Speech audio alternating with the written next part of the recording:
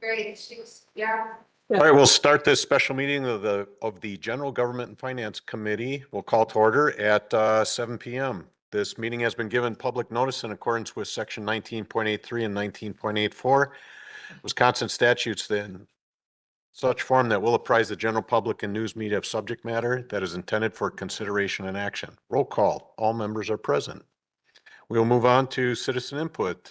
Please come to the podium if you'd like to speak and keep your comments to approximately 4 minutes.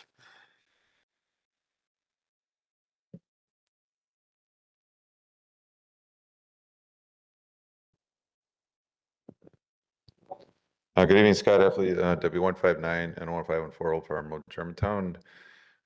Observation and a question, so nowhere near 4 minutes. Just an observation and listening to some of the budget presentations going on. When I found out that our DPW needs to use 100,000 more in utility costs than the other one, related to stuff like that, I think we should know that when we're getting into these projects. So what happens a lot in the private sector is you look at the impact when you look out of when you build something new, what the cost is to do it. And if we know the building's much bigger, it should cost more. If we knew that ahead of time, then perhaps we could do proactive budgeting to address those issues, not be surprised that, hey, it's going up 100,000, because that doesn't help the village board trustees when they're faced with an extra 100,000 cost. You start adding those up, they become millions quick. So, I think sometimes people talk about like ROI or IRR, return on investment. This is kind of an impact study priced into every project we do. How's it going to affect maybe not the taxpayers and their taxes for borrowing, but really what extra costs are assigned because you're doing said project. I mean, the effect is tough to measure, like, okay, it's going to help the village, but what about the fact that there's an extra 100,000 when you have to now budget for utilities, because we need utilities for that building? It would have been nice to know that and have that part of the budgeting going back a couple of years. So that's an observation. The other question is, I looked at the TIDs, and maybe Matt Uselding can, maybe email me offline or something, but they're cash flowing. Based on what I'm seeing, it looks like they're cash flowing. We're building up more than what we need to pay down the debt. So do we just keep those extra monies inside the TID, or could we use those extra monies generated because the increments go, like in TID 8, could we use that to pay down the debt? All right, quicker than close the TID earlier. It's all based upon the kind of borrowings inside, and there's different maturity dates, but could we use that to pay down the TID? Because I think it'd be happier if we could close those TIDs earlier so we have money to use to pay for expenses going up. That's my only 2 points. Thank you. Great, thank you. Is there anyone else wishing to make a comment? I do have one letter to read, or one email, I'm sorry. And this is from the Schneiders. Hello, we don't agree with the bonus request that was put in the agenda last month. Not saying this person does not deserve it, but it is very interesting how it was posted after they are getting married next year on the web. Congrats. They did have their salary posted too, now removed. They have been here about 4.5 years. They got other increases and promotions too. Their salary would increase almost 50% in this amount of time. Unreal. Please don't use the word key person too. Where are all the other employees? Chopped liver? Then would they be entitled to the annual increase too, on top of the bonus? Please explain. Thanks. Just so you know, public employees' salary are posted by the government. Yes, this has to be done. The village board did approve this for spending under certain amount, which that bonus could have been approved. That is so wrong if that would have happened. This approval of this money that they don't need the board approval, does the village end up borrowing for the money they approved? Do not having enough funds, this is a question for all departments. Do all union members get an increase no matter what? Or someone said that you don't have to give everyone an increase in the union. Can you please explain? Times are tough for the residents, so this committee and board needs to for the budget. Some of these wants and needs should have been done over the years in the past. Now we want and needs are costing us big times. Example, nothing for 10 years, then big 83% increase of the water and sewer rate and more on top of that. Still waiting for answers on why the firehouse didn't keep up with the needs. Did some repairs but still have issues. Now 6.5 millions now or question mark. Every building needs to have a checklist. This should be done every 6 months, not a year. Then have it in the budget for repairs, not wait until it's millions or a replacement building. Examples, DPW building and the police department building, and don't forget the fire department update. Do you as a member of the village board do your budget the same and do your repairs the same? Bet you don't. This time for a big time change. We are getting tired of opening up our checkbook for all the wants and needs of the village. We have wants and needs too. If we don't have it, it doesn't happen until money is in our budget. Maybe this village board should try this. Budget doesn't mean time to borrow. That again is from the Schneiders. I don't see anyone else for citizen input, so we will move on to new business 2026 budget department review, and we have several departments on there, and Matthew has a presentation for that. All right, good evening and thank you very much. Included in my presentation is the exact presentation that was included in your packet. So we'll go through each budget. Feel free to stop me, as you see fit to ask any questions, make recommended changes, those types of things. Tonight we'll cover the recreation budget, the senior center budget, library, impact fee, special revenue, TIDS, health fund, dental fund, and the debt service fund. So we'll start with the recreation revenues. Overall revenues are projected to increase slightly, roughly 1% over the 2025 adopted budget. This is largely driven by the recreation's department's ability to receive increased donations, both for their Music at the Pavilion program, as well as some of the other donations that they receive throughout the year.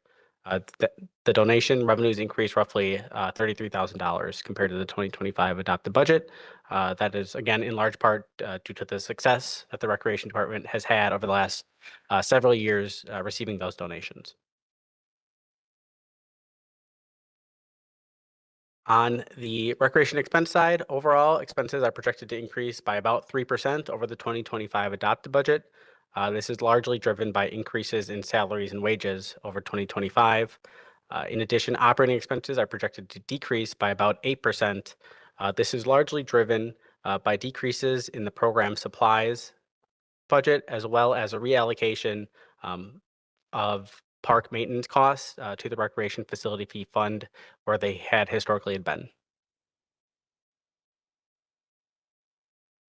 The Recreation Department has several positions, Recreation Director, 2 Recreation Supervisors, a Communication Coordinator, as well as an Administrative Assistant, as well as a plethora of part-time folks and contracted folks that they use throughout the year to fund their programs.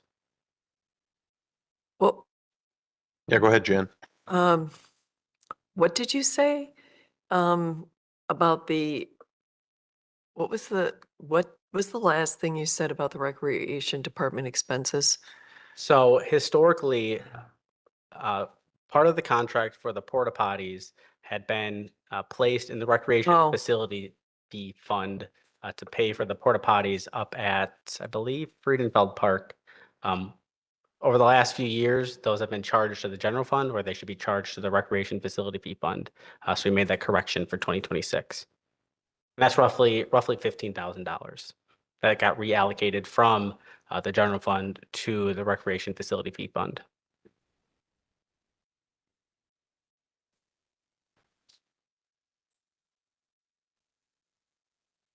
Are there any other porta potties that have to go under this budget? Just asking. No, the remaining porta john contract is within the recreation general fund budget. Okay.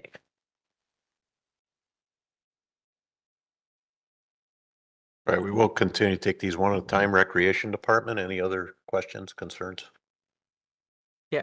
You're looking at capital this point too.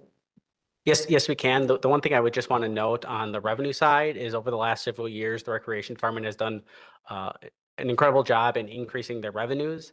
While the budgets may have not increased dramatically over the last few years, they've gotten closer and closer to meeting their targets year over year. In 2025, I project that they might even exceed them slightly.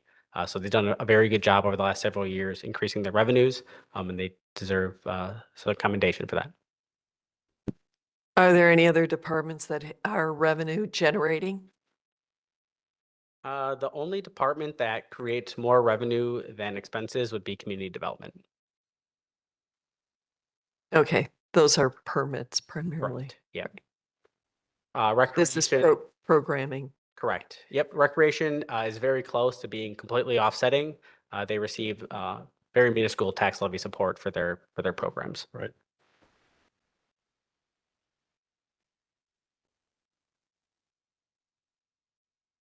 All right, we can go over the capital budget right away for each one. Do you have that? It's the same spreadsheet that we were just over for DPW. It's at the bottom. Oh, So there's three things on the list, 55.5 Kinderberg fence and tennis, 22.5 for senior center AB upgrade and 50,000 for trail improvements. That says impact fees. We're using impact fees for that portion of it. Yes, there's really two options. And this is something I was going to talk about in the recreation impact fees fund. Is similar to what we talked about at Public Works. Is either we can borrow for these funds and have the impact fees pay down the debt service, or we can have the impact fees, paid, directly for that project. I currently have it set up in the capital fund, just not knowing what, the debt service will be in the recreation. And that's a decision, the funding is the decision of the village board, how we want to fund that. Correct. Yep. And that decision can ultimately be made once a contract is approved, if we want to fund it through impact Mhm. fees or through capital borrowing.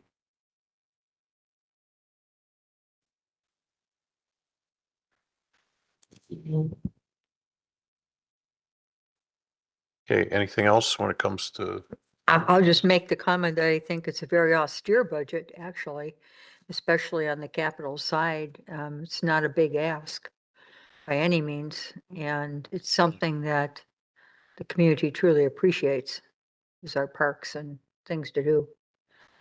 I agree. And the programming. this has to be one of the first years I haven't seen playground equipment. So we're okay with that for a while, huh? Good. That's great. I know we've replaced quite a bit of it over the years and should be in good shape. Oh, All right, let's move on. All right. Overall, senior center department revenues are projected to increase slightly just based on the historical actuals. Their revenues are largely driven by their senior programming. So they charge for those programs, and that is the large driver for their public charges for services. They bring in roughly, somewhere between, $35,000 and $45,000 a year from their programs. On the revenue side, the overall revenue, on the expense side, expenses remain relatively flat, increasing only 1.94%. That is almost entirely driven by increases in salaries and benefits. The senior center is supported by the senior center coordinator as well as senior center assistants folks who work on a part-time basis.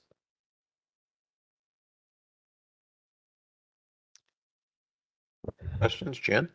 well, there was item on the on our capital for that. There was senior center Senior AV AV, upgrade yeah. for 22,500. Does that have to go in the capital? Does it have to go in capital? No, it could be funded, through the general fund. It could not be funded through impact fees or anything like that. The two options would be capital borrowing or through the general fund. Wait a minute. But if it's through the general fund, we have to take out $22,000 worth of something else. Correct. So don't say that. We can't use the general fund. It's a balanced budget right now. What is the AV upgrade, Gil? Do you know? I do. Oh, he knows. Well, I mean, you're on the committee, right? Yes. I'll let him. He's here. I'll just give you the Cliff Notes version of it. They're getting a new 98-inch LED TV. And then they're getting an ultra compact 150 series IP power controller, new video equipment. They've been using 20-year-old video equipment for the last several years. They're getting a new cable system throughout the entire building.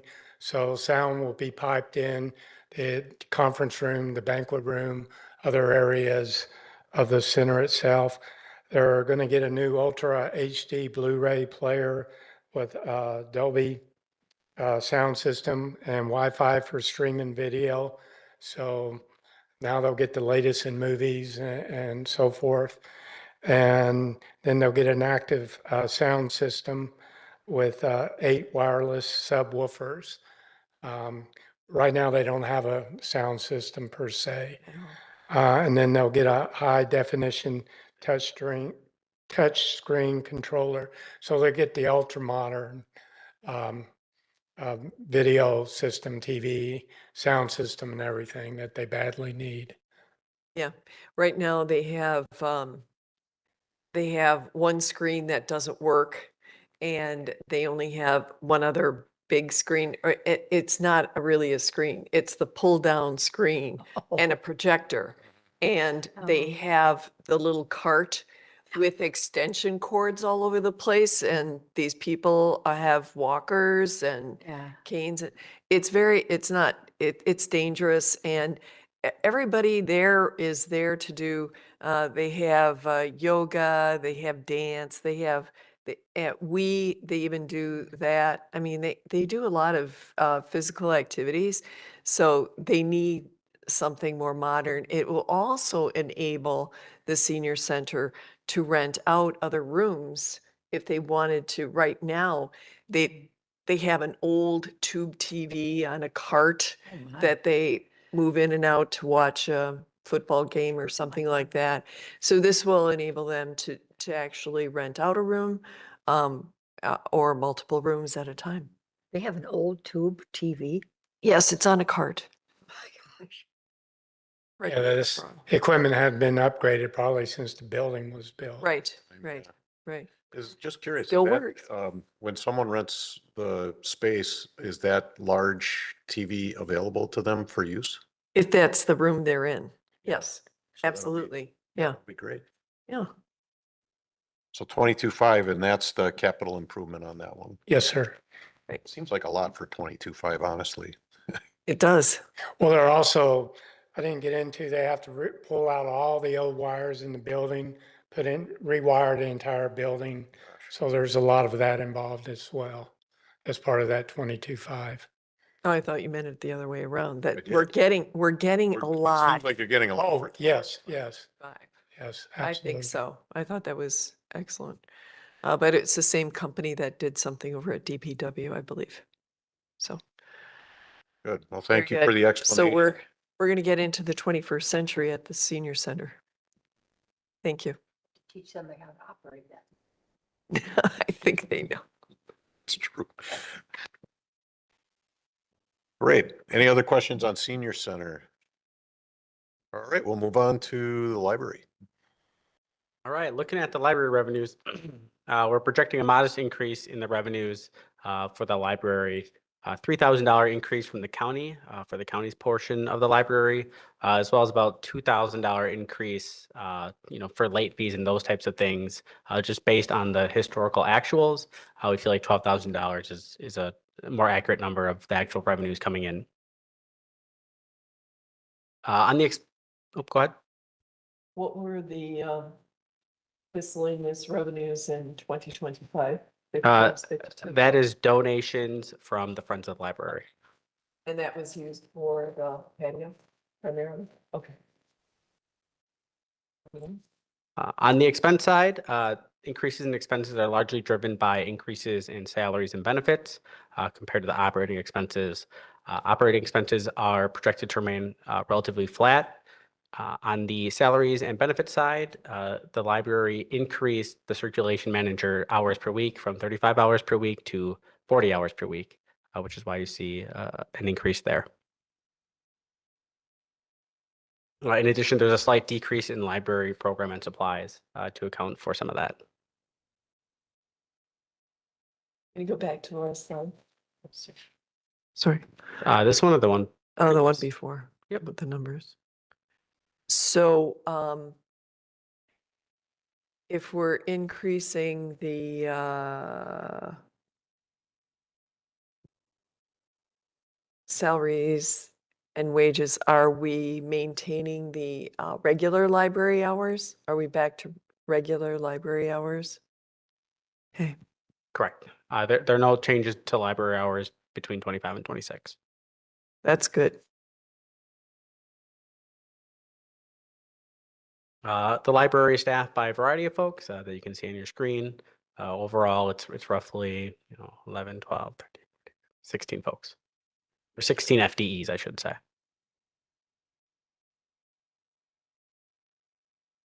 On the capital side, you'll see on the spreadsheet is for library study pods. The total cost for those pods is roughly $40,000. The way that would get broken down, and the library director can correct me if I'm mistaken, is the village would contribute about 10,000. The library capital fund would contribute about 10,000, and then the rest would be through donations. Correct. What was that for? Library study pods. No, The pods? yes. You're gonna get 2? Great. Do they know what it is? Do you know what a study pod is? I thought I did, but explain it to me.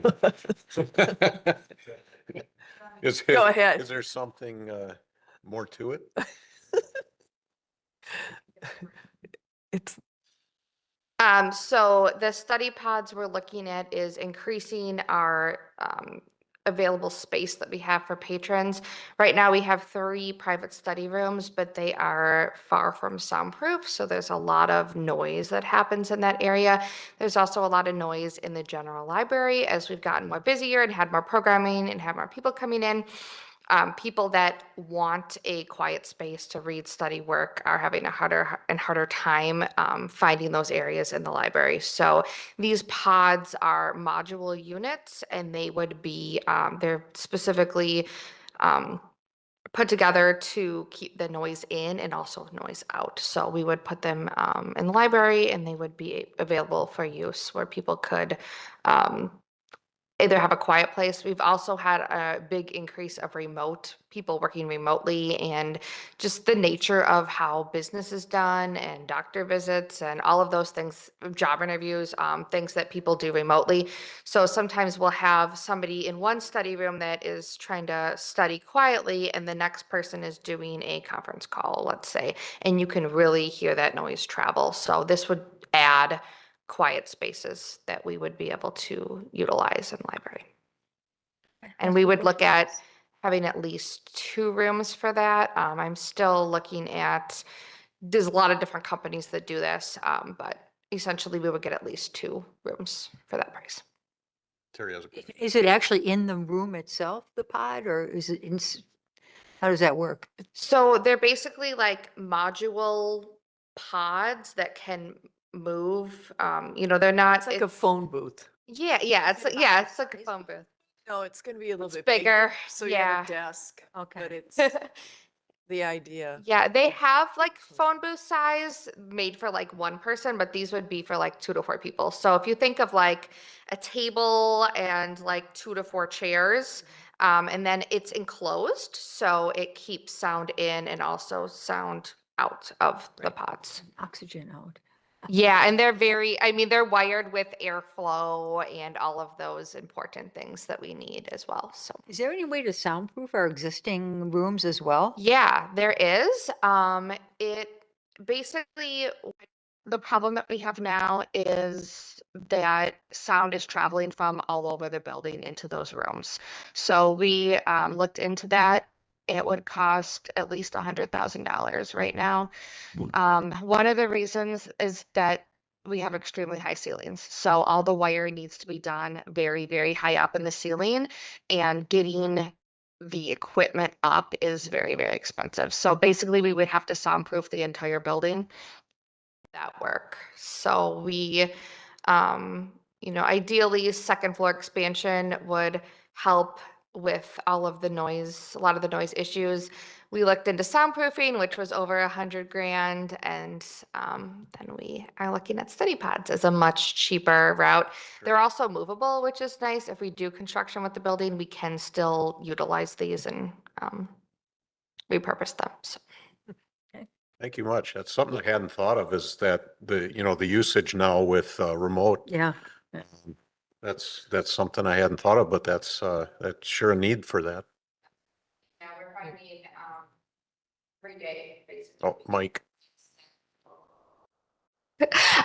Yeah, we get complaints on a daily basis that people just either don't have enough space or don't have the right kind of space to do what they need to do. So we want to make sure that not only is the library great for families and small kids and people that want an active space, but when people are reading, working, studying, all of the quiet activities, they can do that as well. Great. Well, thank you. Yep. Anything else for the library? And how is that funded through, did you say That'd be capital capital? borrowing. Gotcha. Well, 10,000 of it, and the rest would come from the library board. 10,000 would come the match for the Washington County Capital. And then the additional 20,000, it has not been approved yet, but we would be looking to fund that through library board donations that we already have in our funds. And those donations were specifically for furniture and building items. So. Thanks. Good, thank you. I think we can move on. All right, moving on to impact fees. It's small over there. First up, our police impact fees that currently have a fund balance of roughly $180,000. In 2026, we're projecting roughly $19,500 in revenue from impact fees, with no budgeted expenditures planned.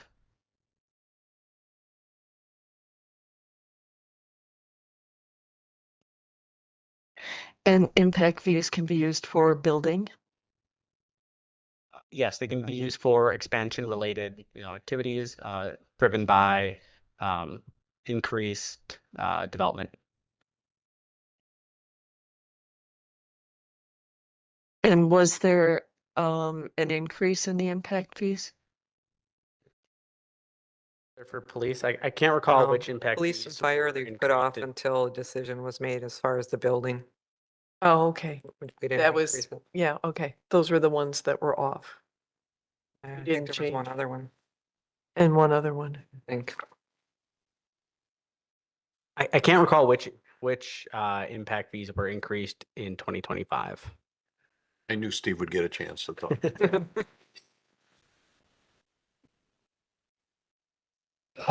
We increased sewer connection fee, or no, I'm sorry, we did not increase sewer, increased the water connection fee, library and Parks and Rec. So police and fire were deferred, sewer was deferred until some additional studies were done. And just one clarification to what Matthew said about the way they can be used. If you can remember, we had a couple of issues a couple of years ago about how the village was using impact fees. And we did clarify that going forward. When we adopt the impact fee, we identify specifically what the projects are that they're going to be used for, and then we use them for those projects which are related to expansion of capacity for new development. But Matthew, I think you said that we can use it for debt service on these. If we don't use it for, So if we borrow all the capital, this can be used for debt service. that's correct. And just examples of that. When the library was built, part of the debt service was paid for out of impact fees that were collected from 2000 until until we updated them the last time. And then also the police department, we still have I think a little bit of debt out for their evidence storage garage, which was built, and that Service is being paid for out of the impact fees that are collected. Okay. And then, yeah, when these projects come about, then we'll look at how we would use those impact fees. Yeah, it's pretty substantial. We haven't adopted an impact fee adjustment for police and fire, but with the study that was done that showed kind of the potential there, for example, $7.5 million for the police and fire facilities could be paid for out of impact fees. I mean, it's not insignificant. We can generate a lot of money for these capital projects. And impact fees, you have a certain period of time they have to be used or given back. That's correct. That's correct. If we don't use them within a certain, I think it's 3 years after collection, then we need to refund those to the entities that paid them. Okay.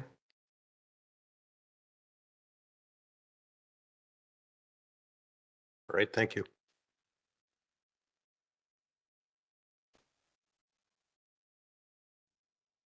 Looking at fire impact fees, we're also projecting an increase for fire impact fee revenues. This is based on the historical actuals over the last several years.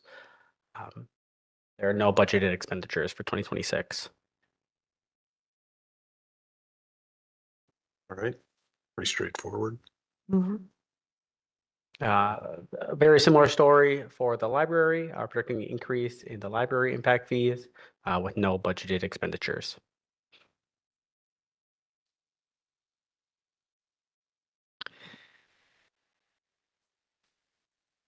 All right, parks? On Oh, you got a question on the library. Are we getting those fees every year? Look at line number 1444000. Mhm. The 13,954. Yes. And where's the total? Up there, fund balance 102,487. Okay.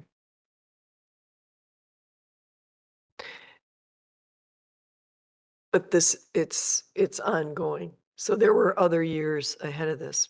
Correct. Yep. Thank you. Funded by new construction, right? Right. Yes. So when folks take out their permits, one of the permits or one of the portions of the permit fee is the impact fee. Impact fee. And the second line is the interest earned. Yes. Thank you.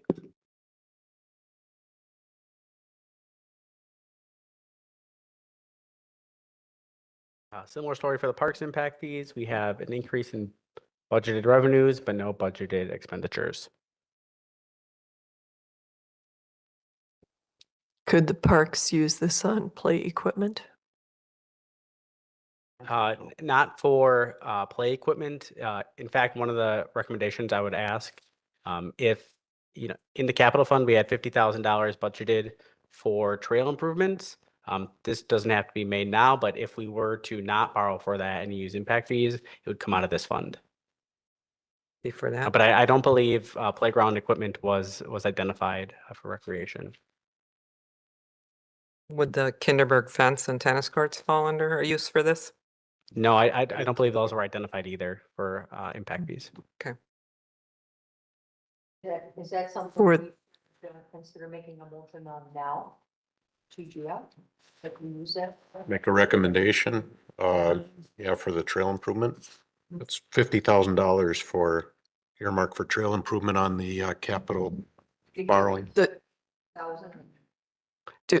Yeah, it would likely be proportionate. So the impact fees, identify which trails it can be used for, depending on how much is related to new development or growth. That is the percentage we would take from impact fees.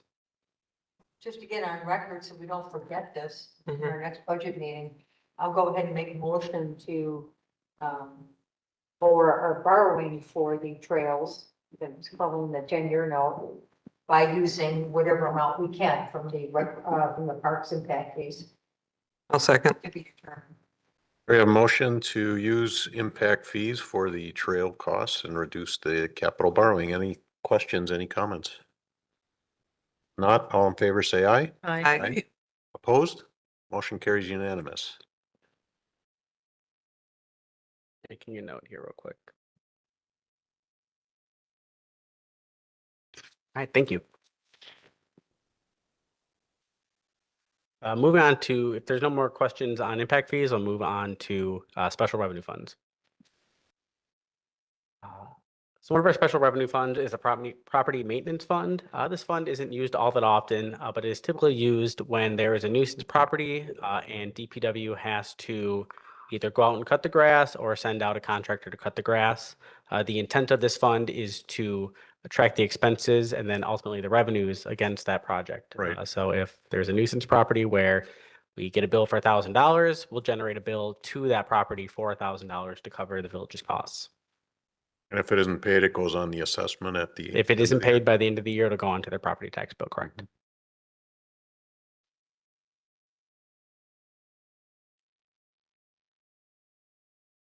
Right, questions? We'll go to honor guard. Honor Guard, we budget $1,000 in revenue, typically from donations. In addition, we budget roughly $1,000 in expenditures, so those folks have the expenditure authority to make those payments.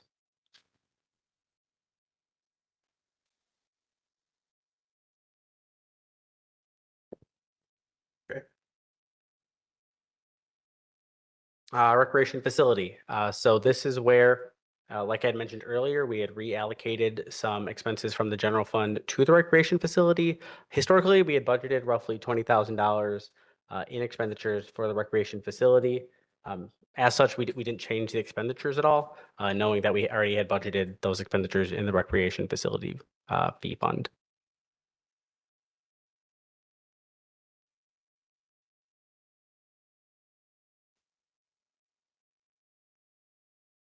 Any questions? And Where did- question, I can see it brewing. Okay, where did the $25,000 come from? Those are charged as part of specific program revenues. So for specific programs at the park, a portion of that fee goes to the recreation facility fee fund.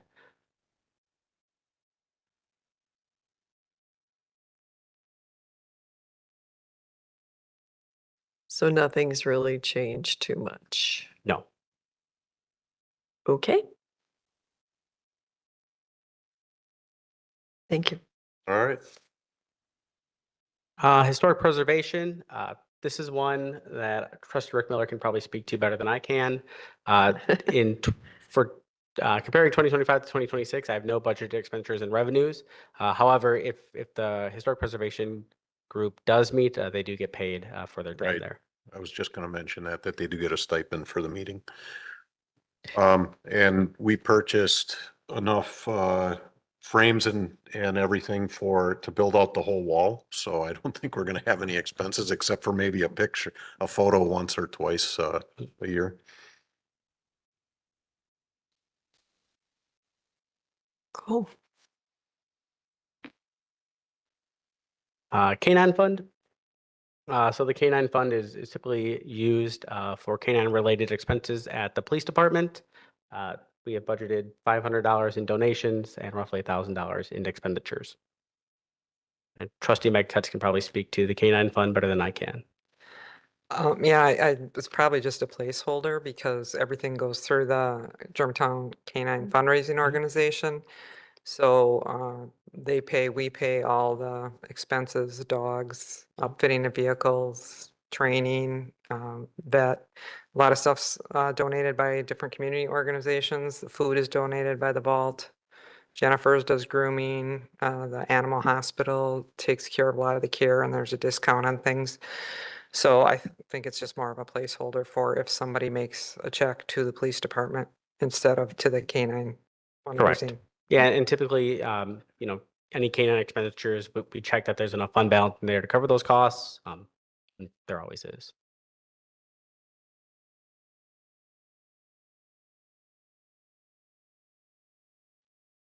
Fire explorers, we budget $1,000 in revenues and we're budgeting $2,000 in expenditures. I don't believe anybody from the fire department is here for this one. This is a fund that was set up when I first started, roughly in 2021, to fund their fire explorers program, which I can't speak all that much to. I don't know exactly what they do, but this is the budget for 2026. They have a healthy fund balance. They're totally funded by donations.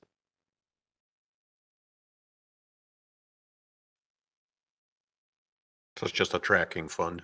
really. Correct. Yep. This is largely managed by Amy over at the fire department.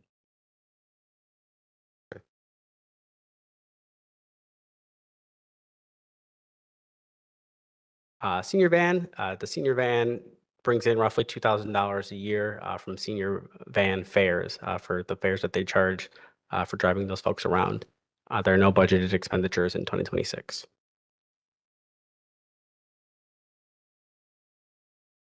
How old is a senior van now? Do you know, Jan? Is it, Gil probably knows better because we had an old one and now we have a newer one. I believe one was purchased in the late 2010s, maybe 2018, 2019. Yeah. Oh, right. yeah. I don't It was think certainly it's- before I started, but it was not so early that it didn't show up on the annual budget reports that I was Right. looking at. Right. So late 2010s. You have to make a reservation if you want to get a van ride.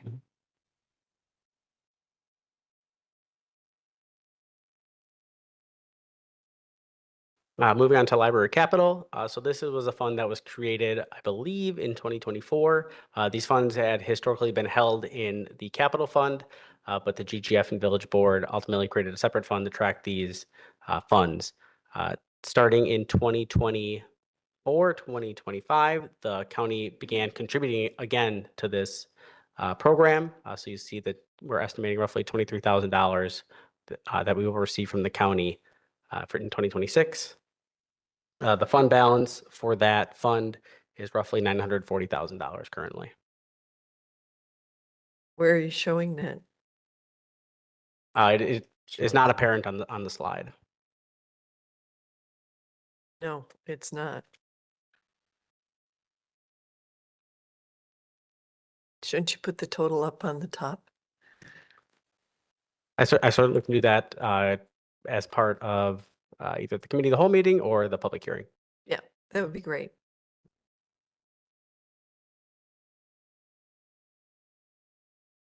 That was previously the capital offset fund, the county offset fund. So whatever was, yeah, we transferred it there. So looks like there's only 30,000 in there, but there's more. That's just the annual budget. That's just the revenue. Annual, right? Okay. Well, Matthew, if you're doing it for library capital, can you put the balance of the senior van fund as well? yeah. Yes. Yep. Thank you. I do have all the fund balances. I just didn't have them in time for when I submitted the PowerPoint. Thanks. Okay, thanks. Let's move on to TIDS. Right, tax incremental district number 6.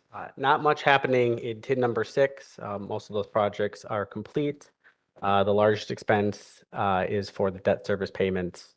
Overall, we're projecting increase in tax increment revenue of just under $900,000 compared to just under $800,000 in 2025.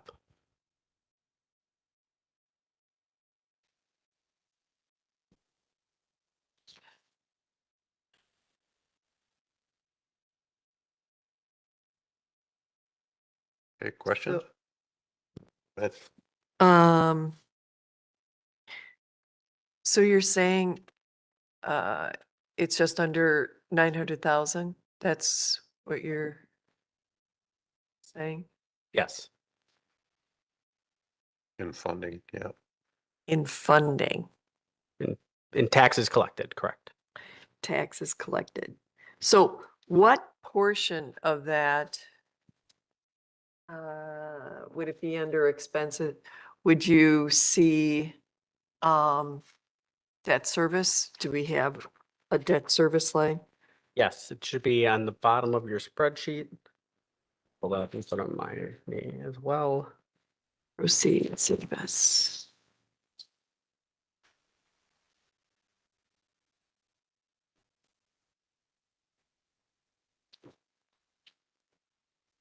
Oh, other financing uses. This says debt service principal. Is that right? 380,000? Sounds about 571,500?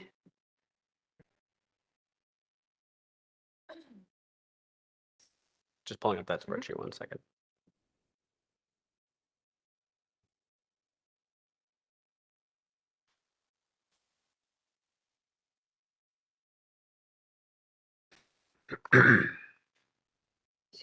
Debt service principal, I have 380,000. Debt service interest, just over 120,000. Roughly $500,000 in debt service payments. Okay. We're paying this debt, the $500,000 on our debt service. What is the debt service? Where is that number? What are we paying down? It would have been 380,000. debt taken out to fund TID projects. I don't know which note it is offhand. Probably somewhere in the mid 2010s. Isn't there a total debt service? Isn't You there mean what the a number? balance is? Yeah, isn't there a number? Yeah, outstanding debt. Yeah. Certainly, there's. Yep. And where is that? I don't believe it shows up in the annual report. The total debt shows up in the annual report, but it probably doesn't break it down by TID. If that's something you're interested, I can certainly provide that. That would be helpful. Thank you.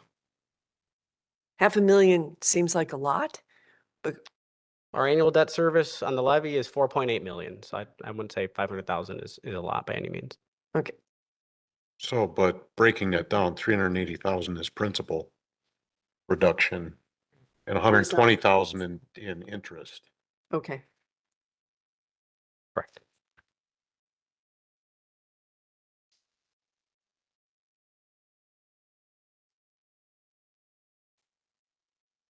$4.8 million on all TIDs or just this one?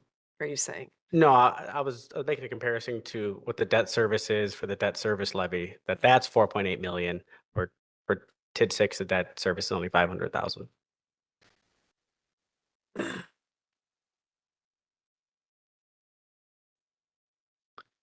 Okay. Let me see another.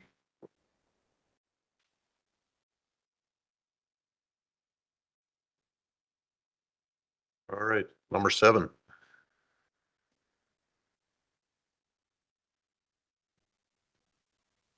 Big change. TID number 7. So TID number 7 is also projecting an increase in taxes collected from $672,000 to $817,000. For other financing sources, you'll see a large swing.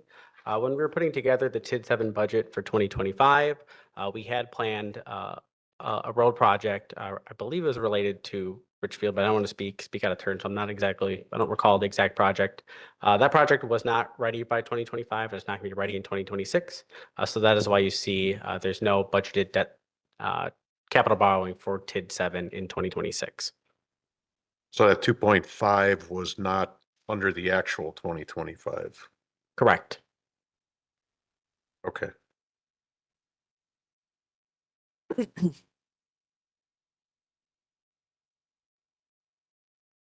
Actual revenues received year to date in 2025 was just under 700,000.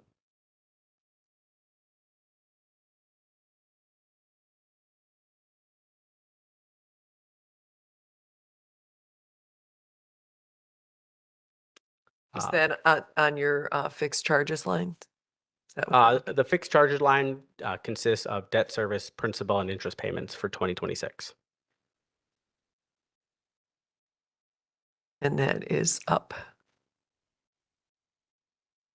Yeah, there's According to the spreadsheet, 530,000 in principal reduction and 155,000 in interest.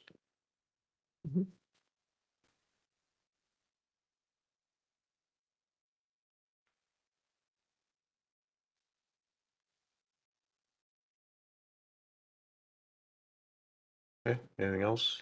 We move on. Was this the TID that we got the money for the trail up on the north side? Yes, in 2021, as part of their annual borrowing, the TID borrowed $700,000 for trail work, which is currently underway it was underway in 2024 and continued to be underway in 2025. There are no new projects budgeted in 2026. So are those projects within the TID? They won't show up anywhere else, the trail? They'll show up under the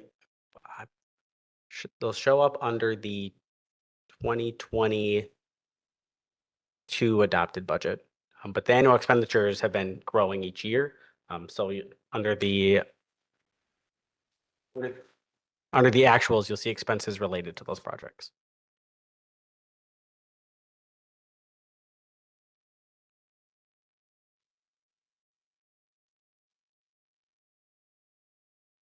If you recall, the village board also allocated ARPA funds to fund that design. The what? The what? Design of the trail. Oh, design, thanks.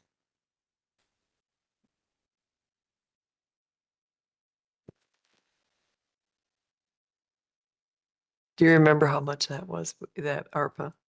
Was that like 50,000? The design total, I believe, was 250, somewhere in that range. And ARPA was a small portion of that.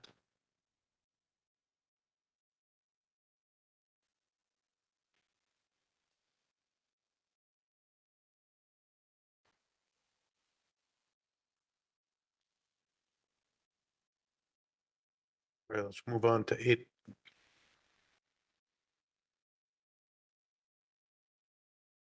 All right, tax incremental district number 8. This is the largest TID that the village currently operates, bringing in roughly $3.5 million a year in increment.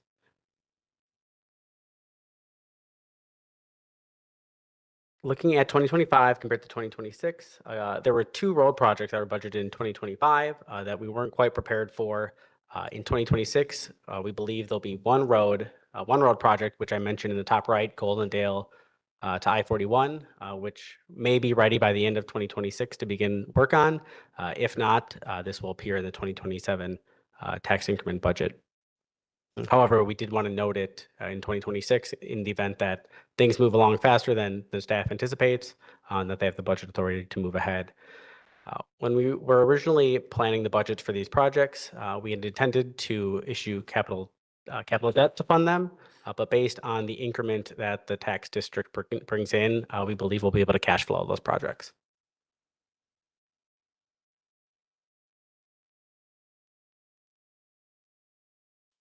This one again, big increase in principal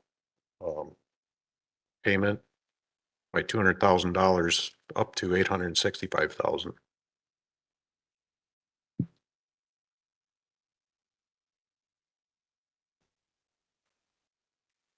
And could you explain the TID incentive rebate? 581,500. That is a rebate that is paid to Washington County. EDWC. It's part of their loan program at the county. That is the annual payment that TID 8 makes to the county. It's roughly $105,000 a year, paid in 2 installments, one in August and one in February. So we took out a loan from Washington County, and what was the total loan for? I mean, the amount. I don't have that amount off the top of my head, but I can certainly provide that for you. I'll make a note to myself. Is that loan for infrastructure or Yeah. what exactly, I guess, is anything we needed in TID 8 or how does that work? I'm gonna pass it along to the village administrator. This Yeah, was before I quite remember either. It was, This is before I joined the village. Okay. explain it better than me. This was a loan that EDWC gave to Briggs and Stratton when Briggs and Stratton first located up in the business park. And the agreement was if they constructed the building with a certain amount of assessed value, which they did, that then the village would pay the debt service for that loan. So it's we should be nearing the end of it. I think that was a $1 million 10-year loan.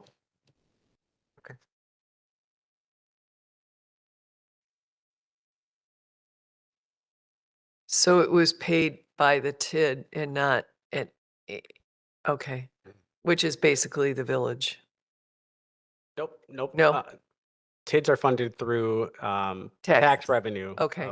For properties located within the TID. Okay. So hopefully that's what happened. Okay. Thank you.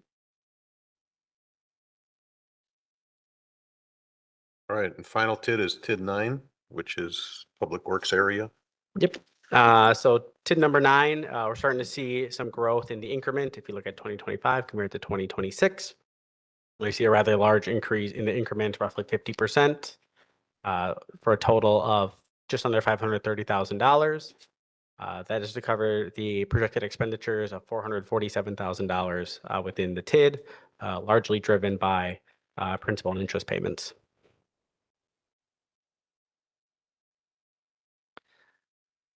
You will see a 900% increase in the services budget. At certain points throughout the TID's life, they're required to do an audit. So we're budgeting roughly $9,000 for the TID 9 30% audit. After 30% of the projects are completed, the TID's required to do an audit. So we are well past the 30% of the projects, so we are working to get that audit done. A question related to the capital budget. Mhm. There's like 4 items on here, the 5 new squad cars, the battalion chief inspection vehicles, the patrol truck and street lighting. Since all of that stuff is used in the TIDs and part of the TIDs, is there any way the TIDs can pay for those items? No, those projects would not be TID eligible for a variety of reasons. The main being, that wasn't identified when the TIDs were originally adopted and when the plan project was adopted. In addition, TIDs are really dedicated to capital infrastructure projects, servicing the properties within that village. It's typically not used for vehicles or those types of things. It's really for large infrastructure projects. Street lighting doesn't fall in there? You can take the light bulbs out there. I'd be okay with that. Save some money. I don't think that project is located within any of the TIDs either. Okay. If I was able to use TID funds to fund other projects, I certainly would have done that long ago. Never hurts to ask. Not at all.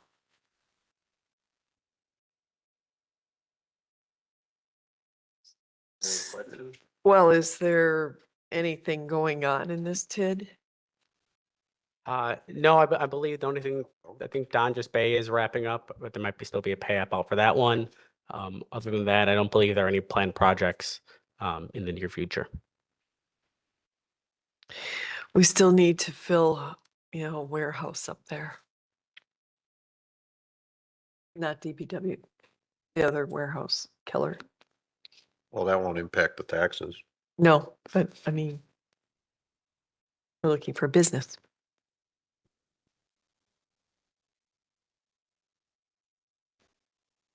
All right, we'll move on to the health and dental funds. Mine wrong order. I'll start with health fund. So the village has funds its own health insurance fund. This is largely made up by contribution from the village as well as employees. So we're projecting essentially a flat revenues for 2026. A slight decrease of $14,000. This is largely just due to folks changing health plans. You know, if some folks are on one plan, now they're on the other, that will affect the overall revenue of the fund. In addition, just based on the historical averages, I'm waiting to hear back from our administrative partner. We're leaving the planned expenditures flat for 2026. In 2025 and 2024, we came in under budget, so we feel pretty confident leaving these flat for 2026. I'm amazed dealing with this with the company I work for, that you can keep this flat, because we are double digits every year. Crazy. One of It's fantastic. One of the benefits of a self-funded plan is that, you know, in years you're under budget, you get to keep that in Mhm. reserves. Moving forward, I'll include the overall reserves for the health fund. I believe the previous support services manager provided an update to the committee earlier in 2025. But the health fund has a fund balance of over $1 million, which helps us keep this flat in the event that we do go over. We do have those healthy reserves, Right. to, you know, to eat that. That wasn't the case when I first started. There had been several years where the health fund was down into the single, you know, $100,000 to $200,000. It was showing a deficit. And so plan changes were made then. You know, changes in staffing levels, you know, the age of staff has also helped with that. That's great. And the HSA is, oh, that's Savings. that's the health savings. But what about, don't we have a administrative company, Yep, our administrative partner is USI, USI? and they help What the do we village. pay? I don't know what I think their annual contract is about. Oh, I don't have it in front of me. $30,000, somewhere Oh. in that.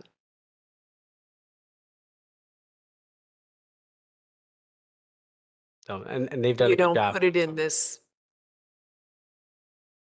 They manage it, but that's a portion of it. Then there's a third-party administrator that has to pay for the bills, and then there's Right. also the Yeah. stop-loss carrier that, Correct. so there's a lot that goes into it. Correct. you have way too much information. You do have way too much I information. have more knowledge of it than I ever wanted.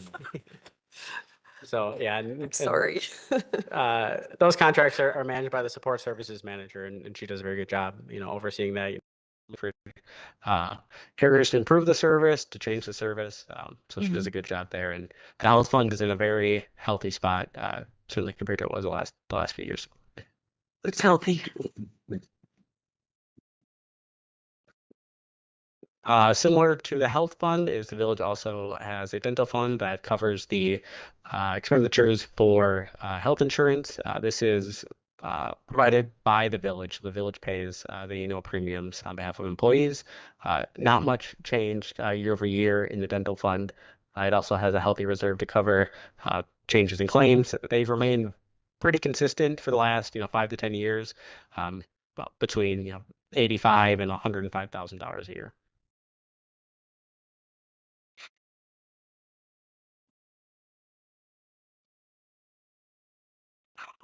If there's no question on the dental fund, I'll quickly go to the debt service fund. So the debt service fund is used to pay down the debt service that the village incurs through its capital borrowing program. The top line is the debt service levy, which gets placed on folks' property tax bills. That is projected to increase by about 1.8% or $85,000 over the 2025 adopted budget. So the taxes that are acquired, that's split up. That amount is split up between debt service and general fund. Correct. There are two levies that the village levies. There's the general fund levy, which funds the day-to-day operations, and then there's the debt service levy, which funds the repayment of the capital borrowings that the village does every year. The general fund levy is capped by net new construction, which is 2.14% for the 2026 budget. The debt service levy is not capped. The state does not cap the levy required to pay back debt.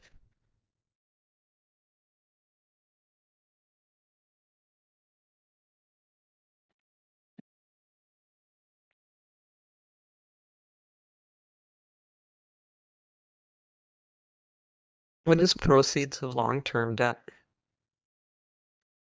So for some debt borrowing, Included in the debt issuance is the first year or two of principal.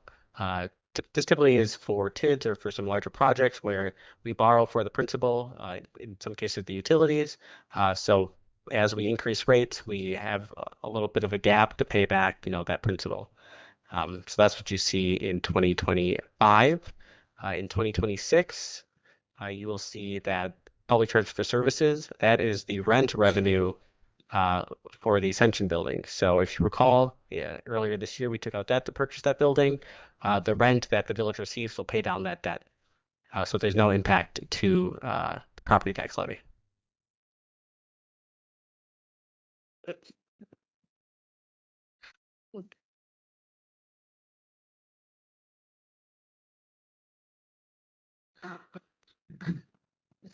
So again, this Yes. budget is based on what we borrowed this year, correct, for 2026, because what we're talking about for capital borrowing in the 2026 budget would be on the 2027. Correct. So this is for debt service payments through debt taken out through 2025. Yeah. Typically, we issue 10-year notes. So this is for debt roughly 2015 through 2025. Besides the DPW building, we took out a 20-year note for that one. But typically, the village issues 10-year notes. So all debt's paid off, or that note is paid off within 10 years. So this is 10 years worth of debt payments. Matthew, is that 425? Is that an annual? That's annually? Yes. Yep. Okay.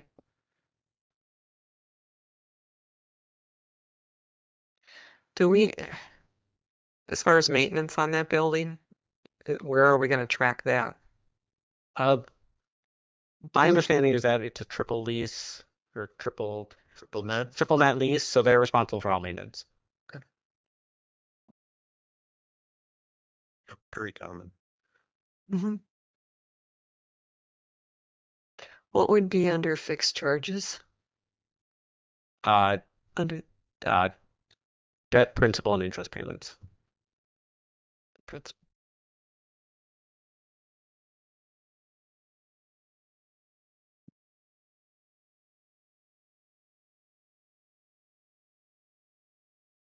Anything else with debt service? If not, we're through all our budgeted items tonight.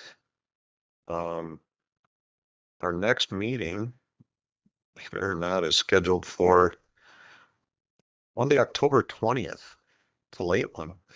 I will not be here. How? But I would. You'll be back? Be back on the 20th, so we're We'll go so. Jan, you're available on the 20th? Yes.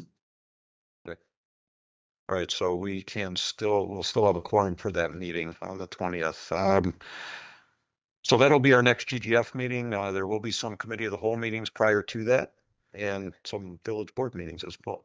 So with that, we will adjourn our meeting at 8:08 p.m. Thank you. Thank you, Matthew.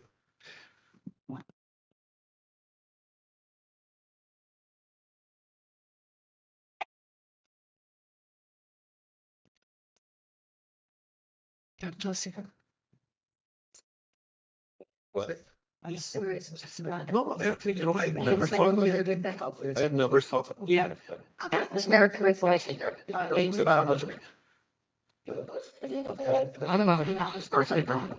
If we were to fit for them. What else can we?